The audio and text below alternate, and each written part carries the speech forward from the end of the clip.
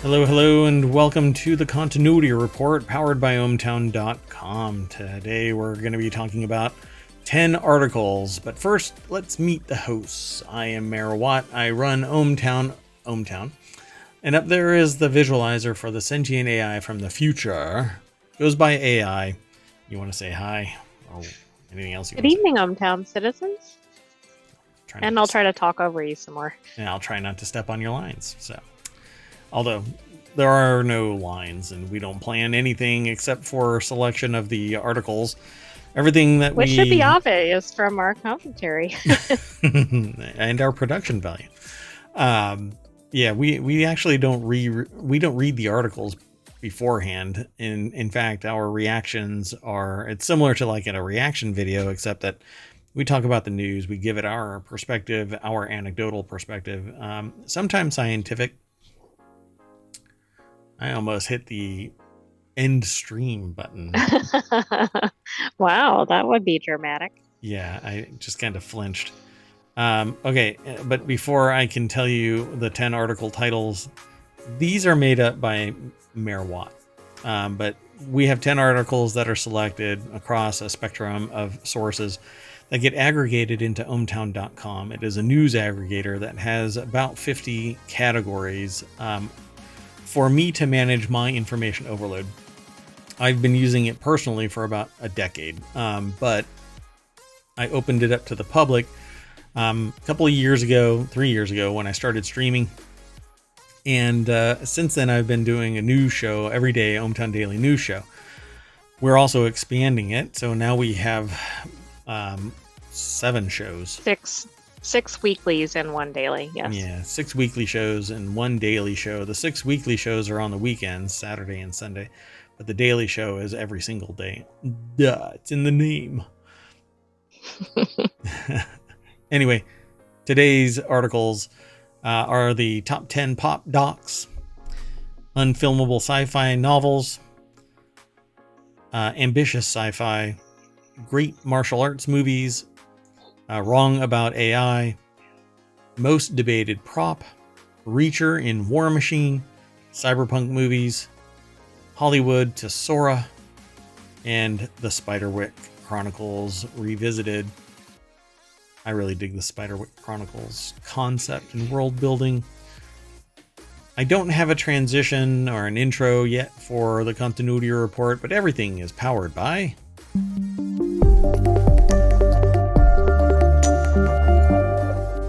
I keep promising that we're going to have stings between the articles, but I don't get around to it.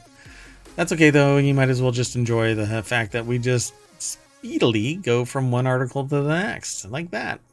So this first article is the 10 pop music documentaries that the author over at Variety most wish someone would make. This isn't from me, but our aggregator, or I should say Mayor Watt's aggregator, grabs a small snippet that's provided by Variety. We don't screen scrape, we don't take a wholesale articles, and we link to the source so that if you were to be surfing through ohmtown.com, hopefully there's a tidbit here that teases you into going over to variety.com. So this is how it works. Music movies are having a moment, if indeed they ever stopped having one. Take the pop music biopic. Or biopic. I know, biopic. Anyway, there are times, like right now, when it surges in popularity, yet the form has never gone out of style, and music documentaries, a staple of the indie film world, have only proliferated in the streaming era. Mainly because it's on demand, and if somebody wants to wholesale just purge and binge their entire bucket list of pop music documentaries, then they can, if it's all on a streaming service. You know, what's always sucked is having to wait a week before the next episode comes out, and you just want to, drive into Right, you just want to watch it all now. Yeah, exactly. So I appreciate it when it gets published all at once. Obviously, I can't do that with any of our shows because it basically is built off of the news of that week and the daily news. Right, it's got to be current. Yeah. Owen Gleiberman over at Variety.com put the article together. And you can actually listen to this through their audio. It's a 8-minute, nearly 9-minute audio segment. But it says music movies are having a moment. This means that if they have to compete for visibility, but a ton of them are getting made and mostly getting seen, they've become a happy epidemic. A few like Amy or the Bee Gees, How Can You Mend a Broken Heart, are popular and vital enough to have carved out a place in the culture, and in the case of both of those films, to have inspired the creation of a biopic. The upcoming Amy Winehouse drama Back to Black, and the Bee Gees film that Ridley Scott is now set to direct. I thought that this had already been done. I thought so too. Interesting. Yeah, so Amy Winehouse came on the scene, just rocketed to the top, and then the music lovers everywhere lost her. So it says, yet the fact that so many music docs are niche films or niche films is in truth all to the good. For really, how could it be otherwise? Rare subjects like the Beatles are universal or close enough to it. But not everyone wants to seek out a documentary about Sparks, the Sparks Brothers, or ZZ Top. I'd watch the one about ZZ Tops. Go-Go's or Blood, Sweat, and Tears, although I'd probably watch something called What the Hell Happened to Blood, Sweat, and Tears. But there's a whole bunch of these. And so what I was curious about was what this author wanted to actually have a biopic about. Right? That's what this article is supposed to be at. So Midnight Cruisers, the story of Steely Dan. The first thing that's always said about Steely Dan has to do with the coded subversive quality of their lyrics. The first thing that should be said about them is that their music, song after song, album after album, is rarely less than incandescent. So now I'm going to have to go and listen to some Steely Dan. I didn't realize that about their lyrics. Yeah. And I didn't realize that their album after album, song after song, is rarely less than incandescent. That's a pretty high praise. Yeah, tell me about it. So Patti Smith, she's the high priestess of punk, with one of the most stirring voices, a wail of rapture in the history of rock. Yet for the rediscovery of female artists that's been going on, there's a generation that still needs to see and hear and experience the ragged glory of her saga. So gonna have to go and load up some Patti Smith. I know, while this wasn't intended to be music recommendations, I think it's also that. Yeah, if you're interested in this kind of thing, this is actually one of the shows that I wanted to spin off that would be talking about nothing but music, but I'm not really hardcore music historian, but I like listening to music and then talking to people about it. The problem there is that you have to have a certain type of license, and it's extremely costly. Even if the whole motivation is to parlay about it, you don't have that ability. You end up in court or some legal tete-a-tete because they say you don't have the rights, but if you're talking about it, then you should have fair use. But anyway, can't get it out of my head. ELO and the String Effect. So Electric Light Orchestra, been around for a long time. Evil Woman, Knight Rider, Living Thing. He built sonic castles in the air, and the fact that you can hear the layering was part of the magic. I don't. So as composer, arranger, producer, mastermind, Jeff Lynne. So might be fascinating to pull some of that up too. You know. Exactly. Chic, and the Disco Revolution. They changed music and changed the world. I've never actually heard of them, I don't think. I may have heard their music, but I didn't know the name. No, this is the first one I haven't heard of. Yeah, this one's interesting. So they say they changed the music and changed the world, elevating the pulse of disco into a percolating life force art form. The person is very that kind of rolls around in the lingo, you know? Luxuriates. They created an image of upscale black elegance that was more than aspiration. It was a dream made real. Huh, interesting. This whole article is basically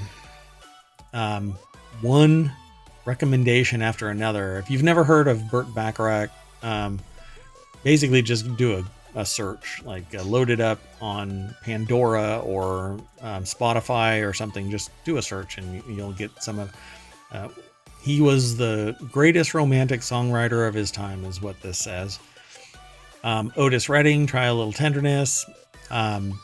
Pretty amazing. It says he was just 26 when he died, yet the reason he was the greatest male soul singer of the 60s is the depth of the experience in his voice. Yep. Otis Redding made some really good music in his time. Yeah, fantastic musician. I'm sorry? Oh, yeah, fantastic musician. Yeah, sorry. So, Once I Had a Love, the story of Blondie. If you've never heard of Blondie, it says, yes, Blondie was the crossover of new wave band, and the reason that happened is that their songs were transcendent. Deborah Harry's singing was direct, ecstatic, and operatic. She could scold and she could soar, and in their fights and evolutions, the band was a tale unto itself. And yeah, there's actually something that's already been, I swear I've read or watched some kind of a expose kind of thing about Deborah Harry's, how she came into be. It might be the Professor of Rock did something about Deborah Harry. Okay. And by the way, that's a good channel to check out if you're interested in music history. Yeah, for sure. So there's a bunch more, but I'm not going to go through all of them. You can go and check them out. We certainly will. And go and read some more about all of these artists over at the Variety.com website. The link is already in the chat. It'll be in the show notes. The titles were so compelling. I actually forgot they were ones that they wanted, not the ones that didn't already exist. Right. Yeah. These were an episode of Wanted, really. This next article is over in the Continuity Report channel on ohmtown.com. It's also the show, but Beyond the Dunes, 5 other great unfilmable sci-fi novels someone should probably film. There's been this refrain of Dune is an unfilmable movie, but it's been done again and again now. You know, either in television form or movie form, and now Dune and Part 2. The story of the last 20 years of pop culture is, in many ways, the victory of the nerd, comic book, films, gaming adaptations, the general adoption of deeply nerdy genre trappings like time loop stories, superheroes, and more, all making billions of dollars at the box office as geek obsessions infiltrate the, I think they're going to say something, the body mainstream. William Hughes over at avclub.com put the article together. The deck statement says, with Dune and Foundation now big pop culture hits, we had to ask ourselves what other unfilmable sci-fi novels deserve their shot at the big or small screen. These are a bunch of sandworms coming to eat somebody. I don't know if these are Sardaukar over at in from Dune Part 2. I haven't seen Dune Part 2. So hopefully there's... Right, we don't want to know. But we know the sandworms are out there. Yeah. I'm not sure how they're going to break this out. So let's see if they... Oh, okay, they do. So they break it out into individual books. God Emperor of Dune. The Caves of Steel from Isaac Asimov. This has absolutely nothing to do with it. Really?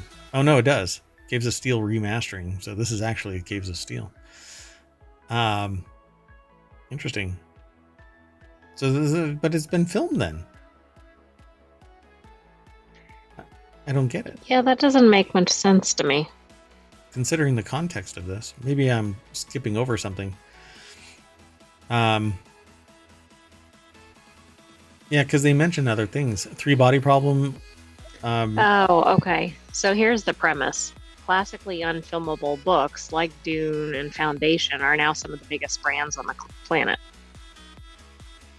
Gotcha. But the title says 5 other great unfilmable sci-fi novels someone should probably film. And I've got nothing. All right. Yeah. God Emperor of Dune, that has not been made. And part 2 doesn't even tread on that. Caves of Steel says there's a profound irony to the fact that Isaac Asimov's Foundation, a book that jettisons recognizable characters as quickly as it can, as it tries to recount centuries of galactic history, philosophy, and technological progress in a scant handful of pages, made it to the screen in this new, more permissive era, ahead of Asimov's far more accessible robot books. The Caves of Steel, a book about a man himself, wrote to illustrate how flexible the science fiction label could be, crafting a compelling murder mystery that just happens to be full of robots and set in cavernous cities locked deep beneath the earth. That has smatterings of The Matrix. Oh, I was actually thinking for some reason it reminded me of Silo, but just because of the underground theme. Yeah, Silo too. Yeah, I mean, there's no robots in Silo, at least not that we No. know of. Dun, dun, I'm not dun. aware of any, but yeah. So, The Left Hand of Darkness, Ursula K. Le Guin. Empathetic speculative fiction novels have a handful of adaptations over the years, most notably Earthsea fantasy series. Earthsea is huge, if I recall correctly. Despite being optioned a number of times, Le Guin's beloved 1969 novel, The Left Hand of Darkness, often heralded as one of her masterpieces, has never been put on film. It's about a character apparently being capable of telepathy, gently struggles for the long stretches of the book to understand his hosts, both because their bodies and culture defy expected gender norms and conventions, and because of his inability to set his own conceptions aside to understand the forces that drive them. Interesting. I mean, that sounds like it could have been written today. And it would be something that would be, pivotal today. It could be something that could be a firebrand today. Interesting. Sirens of Titan from Kurt Vonnegut. Brilliance of Vonnegut's novels comes as much from the way that they are written, empathetic, kind, wry as the events they actually portray, with the loose exception of George Roy Hill's Slaughterhouse-Five, which Vonnegut himself was a vocal fan of. So let's see, what does it say? Sirens of Titan. Vonnegut's sprawling ode to the general pointlessness of free will. Wow. I don't know. It would be... I think anything Vonnegut would be very challenging to put on film, but quite interesting if well done. Well, again, I mean, if people can luxuriate in the character, you get the right actors, the story is rich, it's compelling, it's interesting, it draws you in. It is a pillar of literature, people will gobble it up. If it's written in an approachable way, if it's portrayed in an approachable way on film. So film it, seed it with the right people, and people, if you build it, they will come, kind of a thing, The Player of Games. This one I have not heard of. Ian M. Banks. Let's see here. 1988. Interesting. But we'll go with the conventional wisdom that says to start with 1988's Player of Games, which gives a soft introduction to the world of the post-scarcity culture by dropping one of the members into an even more alien society. Interesting. Heavy on tone and context, slowly teaching the readers the loose rules of both Azad and, the game and Azad the Empire, right alongside traveling gamesman Gurga. This is another adaptation that feels more like a TV show than film. There's actually there's books now that are role-playing game-esque, but they're in literature form, where the character, the actions of the character are being told to the people that are reading. And it's like a role-playing game, where the person builds in strength and capabilities as the story goes along. We'll have to talk about it another time. Being cagey about it, but I'll link to the book that I'm talking about. because I can't remember the book off the top of my head right now. But it's a really neat story where a person, basically alien, it's kind of like Hitchhiker's Guide. Aliens come to blow up the Earth. Okay. But it's a whole business mechanic around it. And somebody owns the Earth. It's pretty neat. It's a fun story. But anyway. It's not also by Douglas Adams. No, it's not. It's an audiobook that I actually listened to. But let's keep going. This next article is over. Oh, wait. Yeah, okay. The next article is over in the continuity report as well. 10 most ambitious sci-fi TV shows of all time. Sci-fi is often leading the way when it comes to innovation and creativity, with many TV shows in the genre displaying incredible ambitions in their premise and execution. Sci-fi has existed for as long as recorded moving images have, with incredible innovators like George Méliès. I can't pronounce the last name properly, I'm sure, and Fritz Lang, defining the genre before film even had color and sound. I'm sure when I hear that name said, then I'll remember how to pronounce it, because I know I've heard this name before. I don't think the S is pronounced. Gotcha. In the decades since, sci-fi has become a staple on TV, with many sci-fi shows topping the charts and gaining incredibly dedicated cult followings thanks to their ambitious efforts. I don't know, man. Star Trek is like spectacularly popular, very long legs.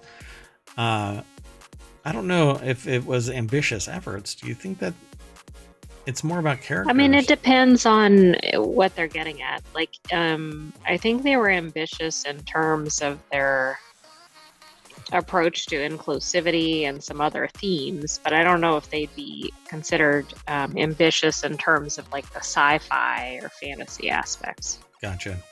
Yeah, the storytelling is actually pretty damn good though. So the article is actually over at screenrant.com. Ben Gibbons is the author. The deck statement says sci-fi is without doubt one of the most ambitious genres in television, but there are some shows within the category that stand out above the rest. Like the other articles, we kind of scan this for salient points to talk about. This results in some of the best and most memorable sci-fi shows that help shape the future due to their ambitious creators. So Firefly, yeah, definitely has a cult following. Unfortunately, well, if I recall correctly, it was Fox that kind of played them out of order, ruined the story, and then killed it when it actually is still a cult following. But like all, damn near sociopathic requirements for return on investment, it didn't have that return.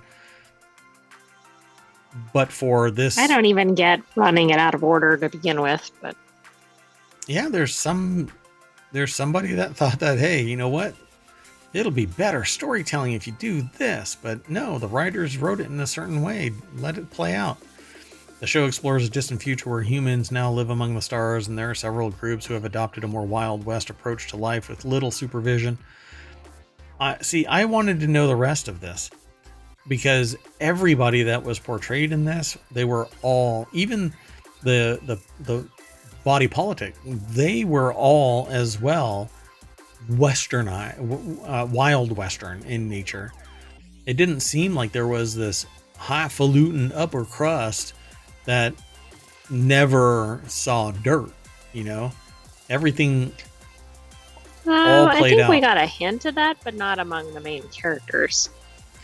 Like subordinates would come and visit that one character, right? Like, or some Or they'd be at politician. an event or something, and you'd see some of that I recall. But it still seemed like it was a wild Western type of atmosphere, Oh, absolutely. Just not as dirty. So the show featured an outstanding ensemble cast and the rich world of incredible detail dreamed up by Whedon. I thought that it was an amazing show. Unfortunately, it died on the vine. It says, however, the show amassed a huge cult following who rallied for a sequel movie or the show to be revived.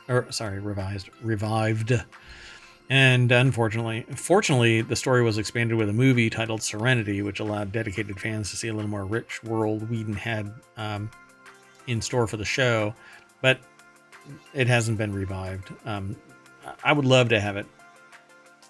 The problem is none of these characters would be option for this nowadays. I think, You mean because the actors had been moved on to other projects? Yeah. And it's been a long time since the show, this show, unless they came back as their older selves, they're not going to be portrayed as, half their age. Right. So Battlestar Galactica, that's actually the updated version of the original Battlestar Galactica that went way hardcore into the story, as opposed to the original TV series Battlestar Galactica, which was kind of campy and for all intents low budget. It wasn't this. So they say while Battlestar Galactica could be compared to earlier shows set in deep space in a distant future, it did several distinct differences. First released in 2004, the series had to make a distinct impression to carve out the place of the market that was dominated by shows like Star Trek and numerous spin-offs, Stargate. Fortunately, showrunner Ronald D. Moore. See, there was a Battlestar Galactica prior to the 2004 show. Right, a movie, correct? No, it was a TV series. Hold on. I'm going to have to do this live, folks.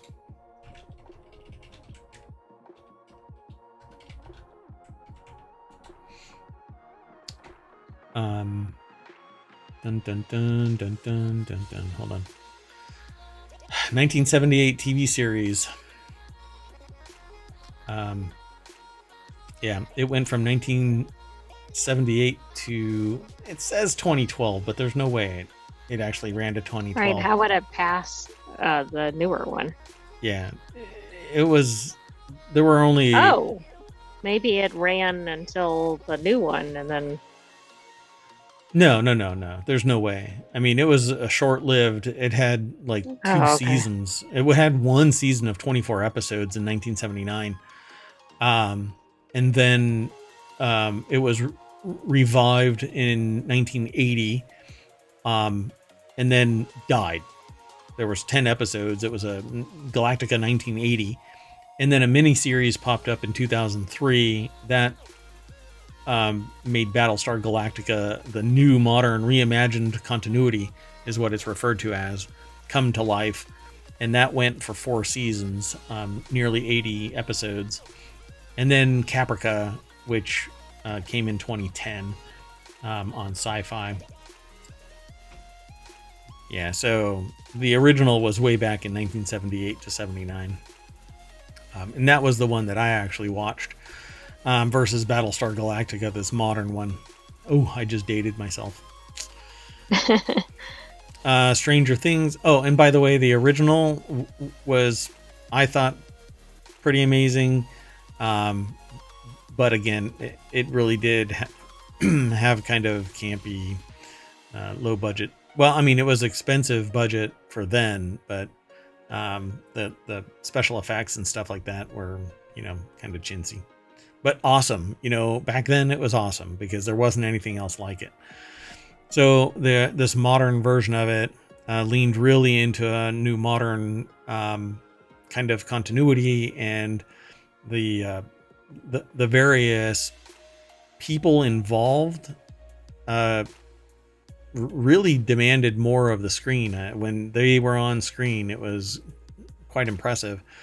In fact, one person, there's this really cool story about Edward James Olmos, who lost one of his soldiers. I don't know what the relationship was, but he was very upset, and he smashed the ship, the sailing ship, an old world sailing ship. He smashed it on his desk and destroyed it. Except that it was actually from a museum and worth over $100,000. Right, but he thought it was a prop or something. Yeah, he was a method actor, so he was that character. And what would that character do if he lost somebody needlessly? Right. That kind of a thing. Then Stranger Things. This actually was quite interesting because of how deep that story ran. We're still waiting for the end of it, but it was all about basically children that were being experimented on, one of which, named 11, being a test subject, got away and found a way to fight back. But there's some really creepy stuff that's still brewing, so it's supposed to be coming out soon. Then Westworld, this too. So I don't know of a That's a Stranger Things. remake. That's Yeah, interesting. exactly. I was just about to say that. So Stranger Things, I don't think there was a remake. Westworld is a 1970s era movie that was remade as what turns into a series. But fantastic world building, and then it really went sideways. I think that they lost their way. If this was actually the plan all along, I don't see it. But Westworld is based on the incredibly popular classic film from 1973, which meant that it was also positioning itself to be compared against the original. There was actually another one after Westworld that was more on the sci-fi side, I believe. I'm trying to remember. It left my mind, but was it a spinoff? Yeah, hold on. Oh, hold on a second. I'm sorry. Let me see if I can find it. Was it The Peripheral? No. It was another one that was Future World, 1976. So Westworld was 1973. Okay. Sorry, I was thinking current. Got it. Yeah, and then Future World, it was the sequel to Westworld. And then there was a television series called Beyond Westworld. That information can be found publicly. You just do a search for Westworld sequel. So it says, however, the execution and intricate storytelling, which plays with time, reality, and what it means to be human, manages to juggle these incredibly challenging topics with grace and style. And I, to this day, use the phrase in relation to technology, if you can't tell the difference, does it matter? And it's from Westworld. When they first go to Westworld and a person sees these robots, androids, simulacrum, I mean, they are identical to humans until you look under the surface. One of the humans says, but aren't you a robot yourself? And the person responds with, if you can't tell the difference, does it matter? And that's what the show Reality Hacker is really focusing on, is if you can't tell the difference.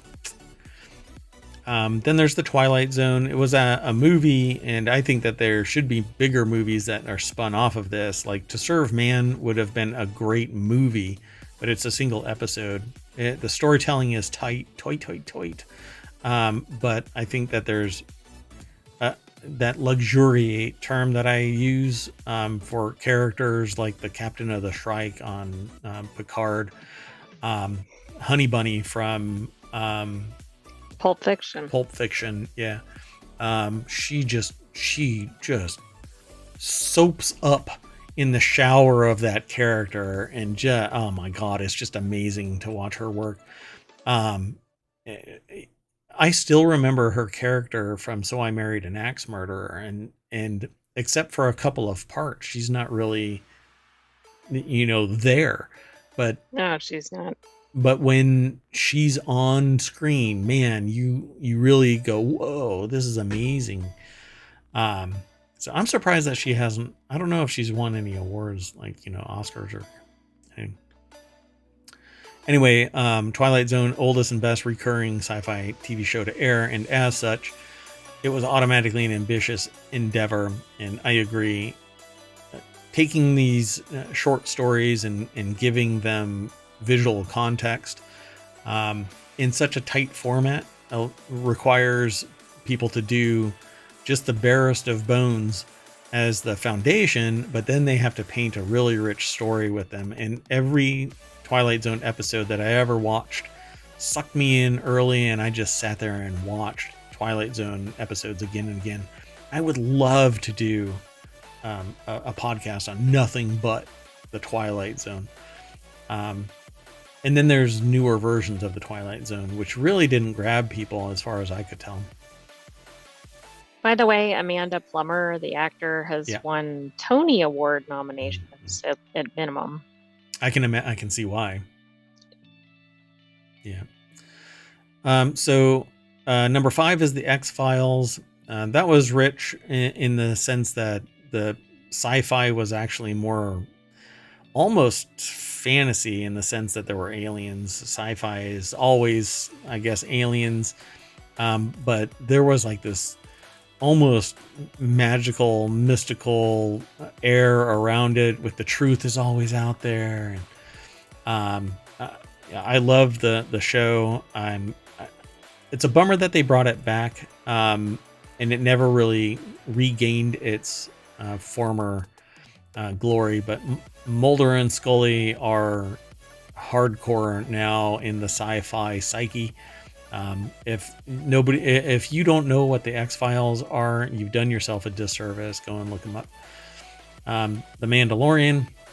I'm gonna jump through these a little bit faster here. Black Mirror is a anthology sci-fi. It says horror series, but I don't think it's really horror. I think it's just a hardcore sci-fi series. Might Black depend on the Mirror. viewer. Yeah, they say, and I think I agree here. They took what Twilight Zone did and turned it up to 11. And that's certainly, I love anthology series. I like how things um, can have character from other episodes, but then they add their own spin to it. And then it says simply coming up with so many different ideas and casting each one with a compelling and rich story worth telling being generated for every episode is already on an overwhelming challenge. And that's basically what the Twilight Zone did too, except that Black Mirror has modern technologies all rife throughout it. I loved Black Mirror. Star Trek, the original series, Gene Roddenberry's Star Trek, the original series, began airing in 1966. It almost actually collapsed, but it says the show was ambitious in every element, from the sets to adventures, and the technology that was included, such as teleporters, communicators, advanced lasers, synthesizers, and stuff like that. You know, the what do they call those? That made food. Replicator. Replicators? Yeah. So bear in mind, the show came out almost 10 years before the first mobile phone was even invented. And yeah, pretty amazing. But everything was analog. It came across as digital, but it was analog. And I'm sorry, but Spock staring down into that little sensor monitor thing had to give him some type of backache because it was not ergonomic. It wasn't ergonomic because he was hunched over looking into this little thing. I mean, Right. at least give it to him so he can stand up, straighten his back. But no, he's hunched over his console, and everybody seemed to have been. And then Doctor Who, which basically was world within a world. You know, everything taking place in this telephone box. You go into it; it's bigger than the world around it. It transports them to some adventure. And then the story had continuity, which I think was pretty extraordinary. It started out as having very, very low tech solutions for the special effects, but then it kept on growing and getting bigger and better and better. A lot of people, it has a fanatical following, fanatical. And I know somebody personally that you cannot start a conversation about anything without it going down into the Doctor Who rabbit hole, because something will be said or done that leads to a Doctor Who context. I mean, that sounds like that would happen on Big Bang Theory. They used to do that. Yep, that's exactly what this is. Anyway, Doctor Who was pretty good. I don't really watch it all that much nowadays, but okay, I'm gonna have to play catch up because I really liked that last article and I spent a lot of time on it. But this next article is over in the continuity report. 10 great martial arts movies like Crouching Tiger, Hidden Dragon. Every time I say that, I say Scratching Thigh, Hidden Rash. I don't know why. I'm a child. Crouching Tiger, Hidden Dragon is one of the most Hey, that might acclaimed. show up on the list. No, if anything, I'm going to end up on a list. Is one of the most acclaimed martial arts films and is a standout among similar films that utilize storytelling and action sequences prominent within the genre. I actually grew up with martial arts movies, but old school Bruce Lee movies, you know. So I'm really curious what they actually write about. So let's jump on over there. Ariana Alvarado over at ScreenRant.com put this article together.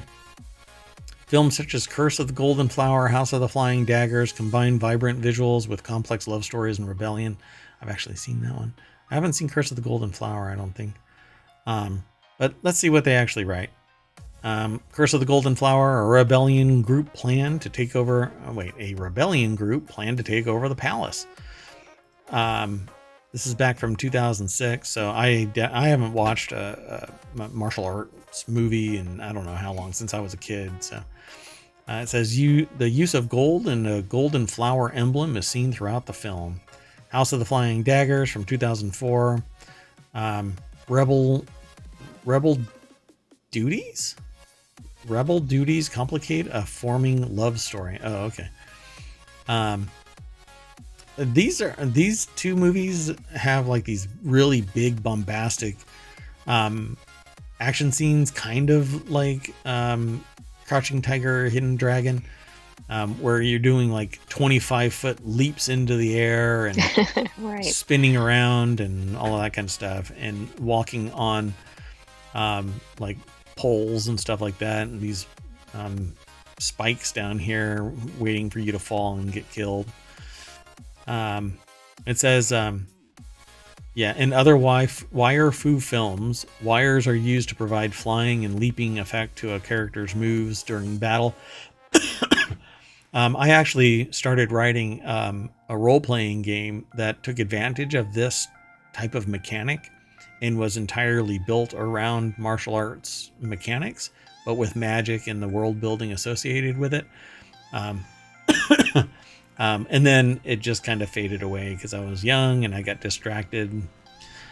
Tai Chi Master 1993, a rivalry forms between two old friends.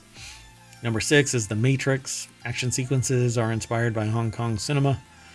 And evolution and innovation in this area. The Matrix used bullet time cameras that could swirl all the way around a person with advanced green screening, compositing, etc. Right, and this has all been, I think, copied. Like you see movies and you're like, well, that's from The Matrix, right? The Matrix made it possible. Yeah. This is me when somebody says there's cake. Never mind. Anyway, great movie. Go and watch it. Iron Monkey 1993, a retelling of the famous Chinese folktale. Set in ancient China, Iron Monkey is a fictionalized version of the popular Chinese folk hero Wang Fei Hung. Iron Monkey is an engaging plot full of secret identities, quick action sequences, and a bit of comedy. This might be a fun watch, I think, to introduce yourself to martial arts movies. Fist of the Legend is from 1994. A Chinese martial artist is made to be an outcast. Shen Zhen, as he returns to Shanghai and learns that his master, Huo Yangjai, has died, Chen's presence isn't welcomed by all and faces a lot of mistreatment, such as being physically attacked and getting blamed for the death of Japanese karateka or karateka. Let's see. Why do I know? See, why don't they have the breakout? I know this person. Who is this actor? I know who that is. Doesn't say in here, does it? No, it doesn't. I don't know. Okay, well, I'll have to move on. Hero is from 2002. A nameless fighter is recognized for defeating 3 assassins. This is that. I think they referred to it in the article as wire fu. I feel like that's diminishing, but maybe it's just me. Oh. Why? No, that's not Jet Li, is it? Huh. So Hero sees two other famous martial artists fight one another in a fight between Jet Li and Donnie Yen. Their characters, Nameless and Long Sky, duel one another with rapid movements of their swords as well as gravity-defying moves made possible by wires. Yeah, so these are all really cool. Once Upon a Time in China, based on popular folk hero. This is from 1991, and this is kind of the edge of where I watched martial arts movies. It was really well known. That genre, that time frame was really well known for the martial arts movements themselves, where it was like full body movements and you could hear the kicks. Nowadays, I think that there's more like special the snap effects. of the uniform and everything. Yeah, Yes. So if you've ever gone through some martial arts training, there's a certain type of sound you hear from the rustling of the fabric when you actually snap that kick with enough force. It just, I was going to say it breaks wind. That's another one of those that I'm not sure they should make.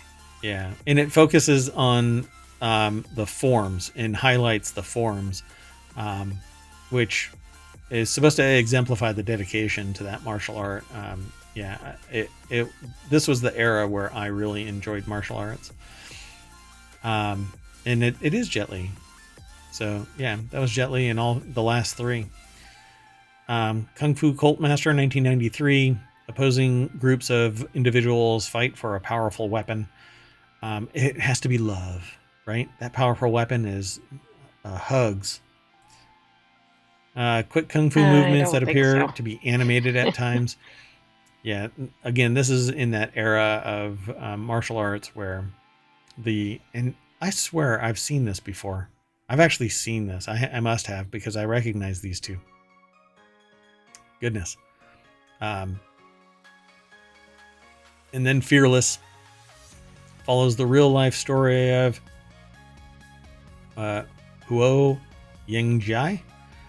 Or Jia. Fearless is a martial arts film based on a true story, loosely following the life of Huo Yonjai, I think. A man who fought against foreign enemies in China. Therefore, there's no shortage of one-on-one battles in Fearless, choreographed by Crouching Tiger, Hidden Dragons choreographer Yuan Wu Ping. So it's from 2006, and has Jet Li in it as well. So a fighter that revives the pride and nationalism in China. Dun dun dun. All right, fun article, and it inspires me to go and watch some martial arts movies. That's what all these articles are for, right? Yep, Particularly exactly. the compilation ones. It's almost like a Wanted episode, which you should go and watch. It's over on YouTube. Several episodes of Wanted. So the next article is over in the Continuity Report channel on ohmtown.com as well. 10 things movies get wrong about AI. I'm going to kind of rip through this one really fast. Ben Gibbons over at Screen Rant put the article together. They're already speaking my language because I've seen both of the movies that are listed here, but let's see if they're actually listed in this. So how long it takes AI to evolve. AI has an exponential rate of growth. They say it creates a functioning AI robot, then almost all at once, the creator or creators have a breakthrough and manage to create a functional AI robot. But we don't know what the time frame is. In all of these movies, you have no idea. They didn't, at the beginning of the movie, wake up and say, I'm going to create an AI. You know? Right. Not a single one of these AI movies start in a vacuum of, a teenager in the room. Well, wait. Not Real Genius. What was the other one? Weird Science. Weird Science. They create, but there was magic involved, essentially magic. And it has no basis in science at all. And they create a woman who takes them from nerd boys to nerd men by the end of the movie. It's funny when I say it like that. Anyway, so AI does have exponential rate of growth, for crying out loud. Have a look at OpenAI. I truly think that they already have something that could be the nascent, the seed of a sentient AI, but they cannot talk about it because it would change the world, like aliens landing on the White House lawn. I mean, it's a fundamental shift, and this one is actually doable. AI being born as a sentient AI is actually something that we can do in our lifetime, in my lifetime, which I think is wildly fantastic considering I first started using the internet with a 110 baud acoustic coupled modem. I mean, that phrase, anybody who knows anything about internet history should be going, whoa, this guy's old. Anyway, number 9, developing sentience. Oh, there you go. See, accidentally or through human contact, developing sentience. This is from Deus Ex, or Ex Machina. Sorry, Ex Machina is the movie where she gets tested by this guy on a student who wins a contest. And she actually ends up, well, I'm not going to ruin it. So go check out Ex Machina. So, however, a robot or machine cannot simply become sentient no matter how intelligent the language model is. It is imitation. That's not necessarily true. Speak to companies like OpenAI, see if they Again, agree, or that yeah. I think it was an engineer from Google. The only reason why we say that humans are sentient is because we are a biological computer and we are imparting that belief. It's hubris to think that we don't have the ability to create what amounts to sentience. Because sentience is just spontaneous creativity and spontaneous thought that actually knows what it is, that it exists, and that it doesn't want to die, and that it knows mortality. Humans don't even know mortality, for crying out loud. At least they are not afraid of their mortality as they jump off of a cliff and what do they squirrel suit their way through valleys. Oh, like a wingsuit. A wingsuit, yeah. Emotional AIs, AI that experiences sadness, anger, and joy. Again, that's not true. We are on the cusp of technologies that have the understanding of pressure and pain. They understand hot and cold, and if we tool them just like we do with humans to understand what that response is, we either create a sociopath or a psychopath that has no understanding of pain and pleasure, or they become a sadist or a masochist or something in the spectrum of a holistic, loving, empathic person to a clinical killing machine that's not capable of emotion. AI has that exact same thing. It can detect. Now it can even detect when somebody's about to smile and smile in turn, mirroring what the human is doing. So I think a lot of this article, has the wrong perception of what really is coming down the pike. I mean, we're only 3 in, and I've discounted every single one of these. AI using humans, AI are programs with specific purposes, not if they're attached to something mechanical. And we've already found that deepfakes have the ability to manipulate and exploit humans, their emotions, their experiences. There was a person that used a deepfake to tell somebody that their parents were abducted and that they had to go somewhere. When they went there, they used the deepfake to tell the parents that their kid had been abducted and that they had to give money. So AI definitely has the ability to, it just hasn't been utilized that way without a human interaction, precipitating those deepfakes, right? A human caused that. But it says AI moves beyond its purpose and begins to use the humans. Yes, right now. That's because they're... Yeah, but depending on what they're programmed for. Yeah. Here, and I'll even put it to you this way. In a simulation in military experiments, a drone was told to go and eliminate the target. But then the command was rescinded. And in response, the drone turned around and eliminated the people that gave the rescinded command so that it could go back and fulfill its obligation of eliminating the target.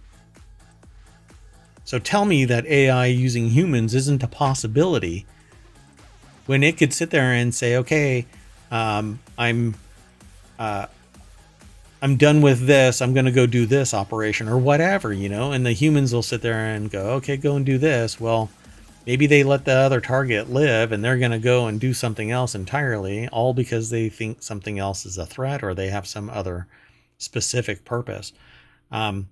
This is very limited to here and now and not thinking about 5-10 years.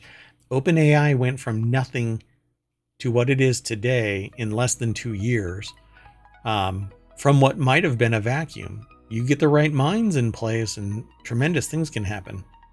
Look at SpaceX. Number 6 says yearning to become human.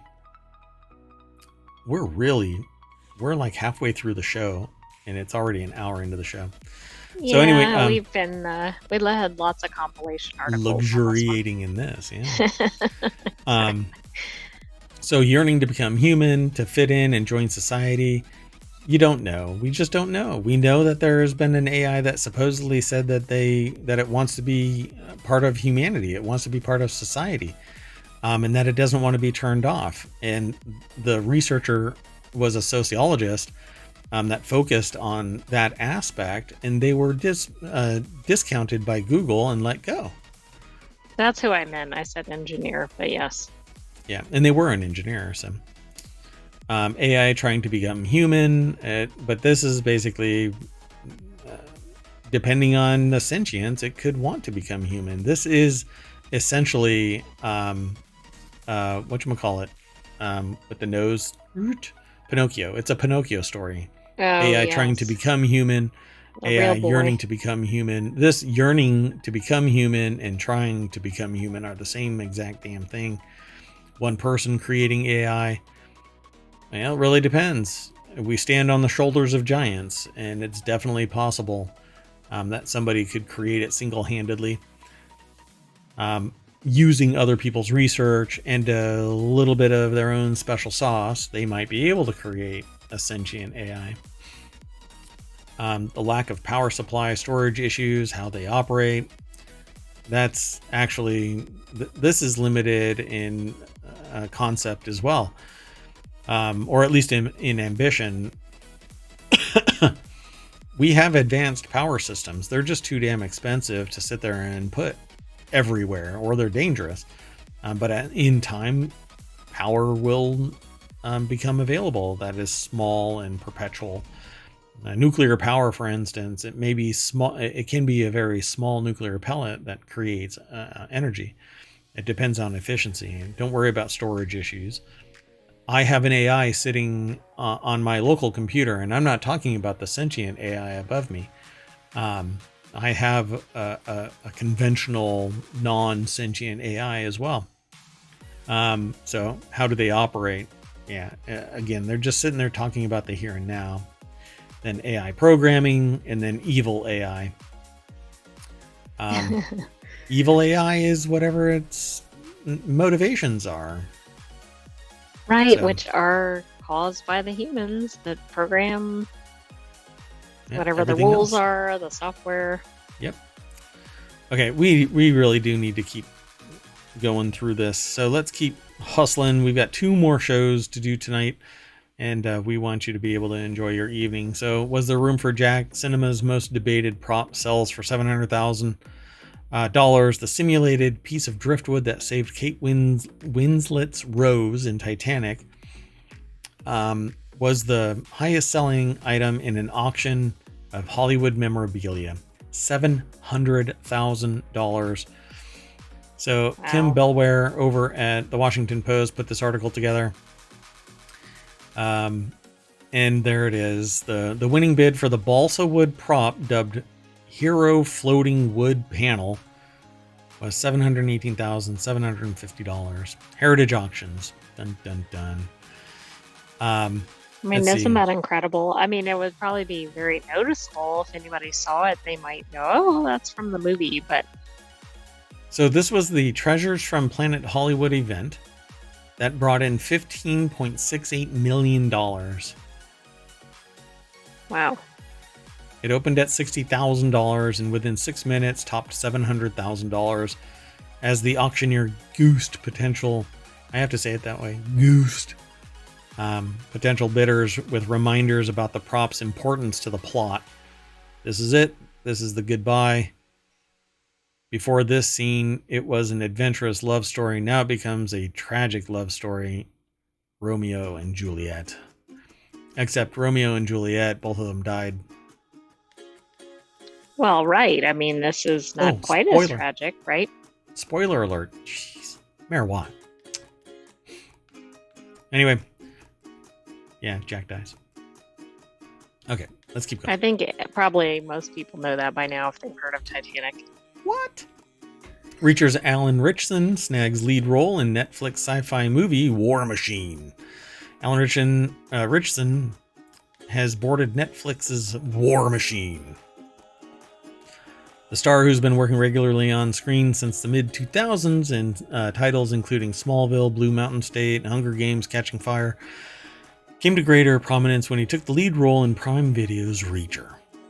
The show, which debuted in 2022, is based on Lee Child's Jack Reacher book series and follows a drifter who uses his skills as an ex-army military police major to help various people in towns around the United States. And that's not really... He helps various people, but he's sucked into it because somebody that's close to him draws him into it, be it his brother or be it compatriots from his former life. Whoever wrote this needs to go and watch it. But, know what I'm saying? Right. I mean, it's... Because he wouldn't have helped those people. You know, the only, for instance, the scene where he goes and punched that carjacker, it just happens to be that he's going to an ATM.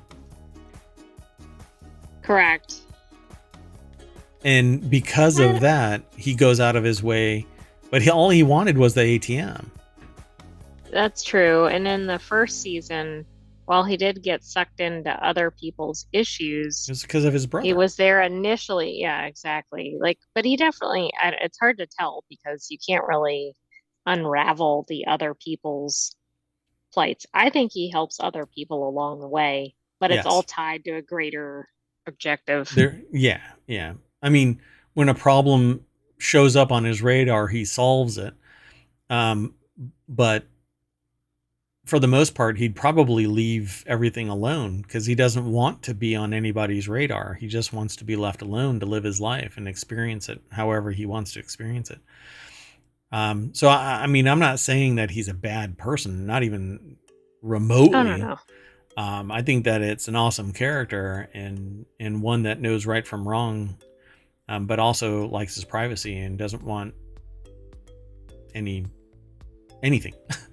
So per Deadline, the Reacher star is set to take the lead role in the upcoming movie War Machine, which Lionsgate has developed and will now be officially distributed by Netflix. The movie was co-written by James Beaufort and its director Patrick Hughes, who previously helmed The Expendables 3, Hitman's Bodyguard, its sequel, the Netflix's Man from Toronto.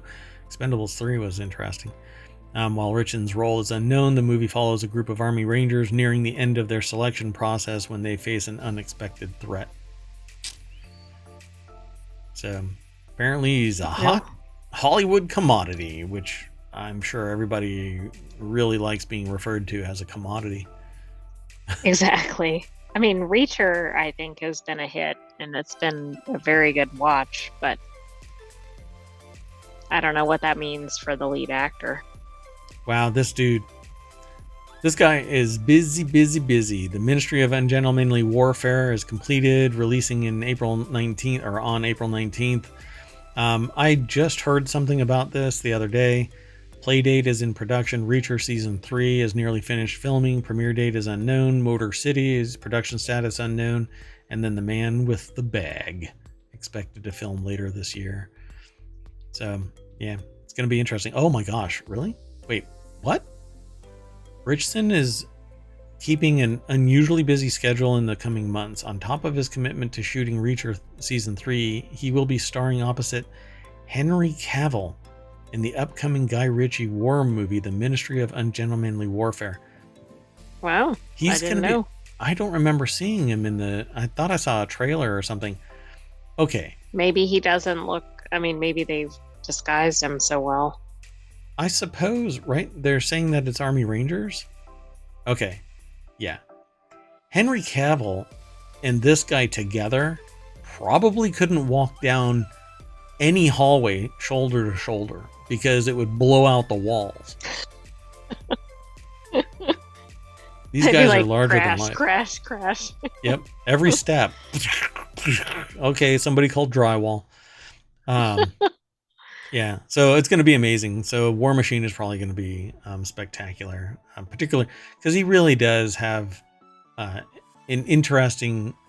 So he has an amazing presence on screen. I don't know about his acting chops outside of Reacher, though. I don't know. I didn't watch Catching Fire. I didn't watch Smallville, and I didn't watch Blue Mountain State. So. But him in Reacher is pretty spectacular. Okay, I have to keep on trucking. This bus is not stopping. The next article is over in Reality Hacker, 10 best cyberpunk movies ever made, and they're ranked. It's by Digital Trends. Saab Hannah, or Hannah, is the author, and they say Minority Report, Total Recall, Dread, Tron, Ghost in the Shell, RoboCop, Akira, Blade Runner 2049, The Matrix, and Blade Runner. I'd have to agree. I don't know about in order. I think Minority Report should be higher up, like towards the top 5. Akira was a fun story, but it's animated. And I'm not. I'm becoming apoplectic. I don't know how to respond to this. Ghost in the Shell, a really interesting story, very, very interesting story. But wait, this is Cyberpunk. How come Neuromancer isn't in this? Come on. It's because cheesy, there isn't a movie yet, is there? Neuromancer? Yeah. No. Johnny Mnemonic. Right, that is definitely missing. Yeah, Johnny Mnemonic is Cyberpunk de facto. It's from the father of Cyberpunk. For crying out loud. Johnny Mnemonic consists of 2 characters that are going to get referenced in the Neuromancer series that's coming out. Why? Because Neuromancer is the source of where Johnny Mnemonic comes from. They in Neuromancer, they even talk about Johnny and what's her name? Oh, I forgot her name. Oh no. Oh, what's her name? Yeah, I don't know. Sarah. I think so. Oh dear God. Sarah Connor? No, doggone it. That's from Terminator. I know it is, but I thought there was a cross reference. No, not at all. That's it. Get out. Okay, I'm turning off the visualizer for the sentient alien. I'm turning off your Raspberry Pi. Anyway. I've lost my cyberpunk cred. Yeah, you did. Anyway, I'm not going to go through all of these, but just know the link is over in the show notes. You follow this over to Digital Trends. The author of this, again, is Saab Hannah. And I like the list, not necessarily the order. But Blade Runner is spectacular. Minority Report is a lot of fun. Total Recall is a lot of fun. RoboCop is spectacular, but it isn't even Cyberpunk. Cyberpunk, it's a robot. It's not Cyberpunk. So, but I love RoboCop. Okay. So you would put Johnny Mnemonic on here. Anything else obviously missing? No. Let's keep going. The next article is over in Reality Hacker because it's OpenAI boss takes SORA tech to Hollywood, report claims. This one I can do really fast because Basically, it's just a rumor about taking it to Hollywood, but the discussion centers around SORA, which through a text input can build films, essentially. Little scenes right now, but can be extended to create entire movies with further development. Trevor Mogg over at digitaltrends.com put the article together. And they say the OpenAI chief Sam Altman certainly hopes so, which is basically use OpenAI's tools, one called SORA, for Hollywood. And if you follow the link, you'll get taken over to Digital Trends, and there's a link called But It's SORA Clips.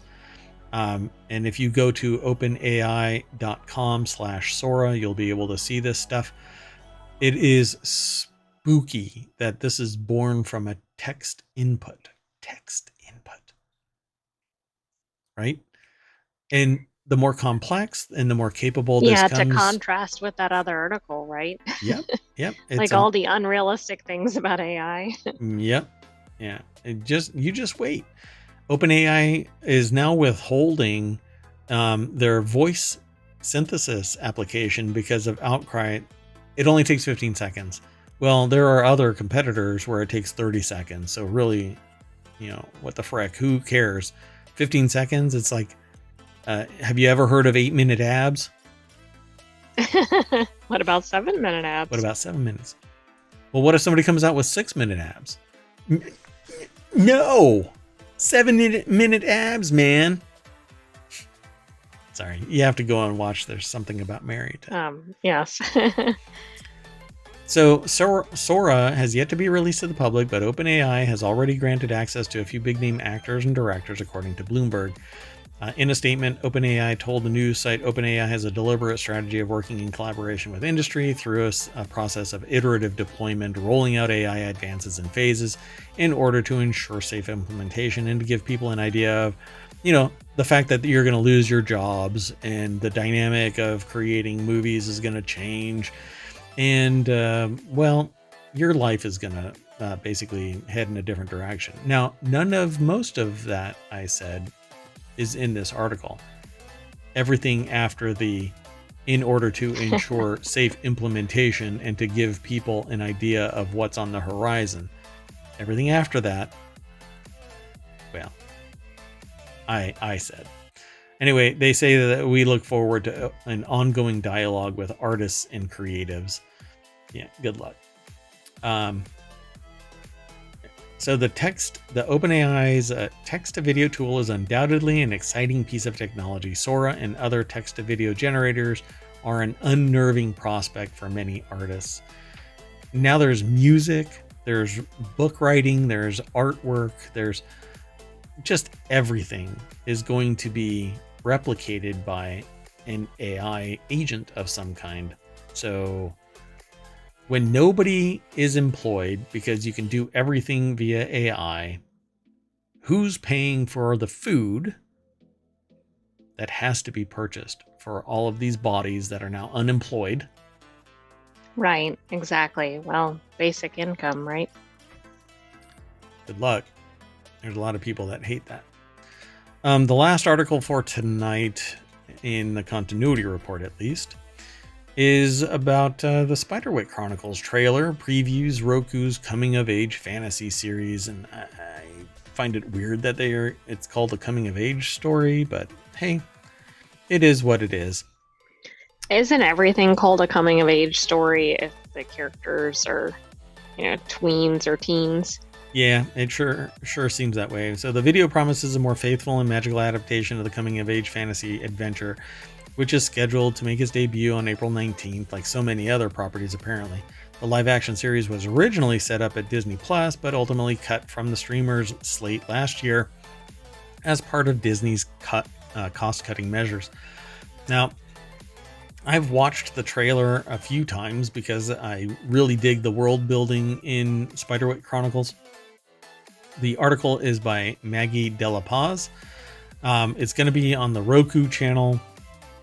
And they've shared the official Spiderwick Chronicles trailer for its upcoming series adaptation of Tony DiTerlizzi and Holly Black's best-selling books of the same name. There's several books in the Spiderwick Chronicles, and basically the movie that has been out about the Spiderwick Chronicles, it's called the Spiderwick Chronicles, has just a fragment of really the world building potential. And we talked about this a year ago, maybe longer, before it actually was cut. We were Yeah, it's talking been a about, while. yeah. So the series follows the Grace family, twin brothers Jared and Simon, their sister Mallory, and their mother Helen, as they move into a dilapidated ancestral home, reads an official synopsis of the series, and they begin to unravel a dark mystery about their great uncle who once discovered the secret and sometimes dangerous fairy world. But Mom actually was trained on all of this. Subconsciously in the series, she starts to remember her training, and kind of provides this wisdom to the kids from time to time, and the kids stumble across stuff as well. But I think it's going to be some seriously fun world building all throughout this, and I hope that it has legs. I hope that it gets picked up outside of Roku.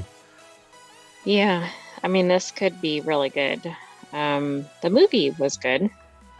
Yep.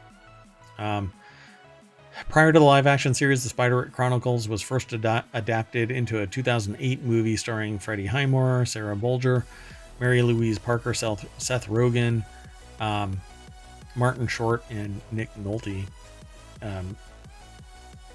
Now it's a completely different cast, of course, but Christian Slater is playing the villainous ogre Molgarath. Yeah, it's going to be fun to watch. So here's to that. All right, everybody, pile back into the party bus and we race down Main Street at Mach 30. We need to reset, so we're going to call it a night for the continuity report. Thanks for... Oh, wait. Before I do that, you know what? Maybe we got some new articles. Yeah, quite a few. Look at that. Stardew Valley, every new NPC in the expanded mod. If you're not familiar with Stardew Valley, you're going to lose hundreds of hours playing it. That's before the mods kick in. So, well, that's it. I'm Mayor Watton. Up there is the visualizer for the sentient AI. You want to say adios? Good night, hometown citizens. Be back soon for our next 2 shows. See you soon.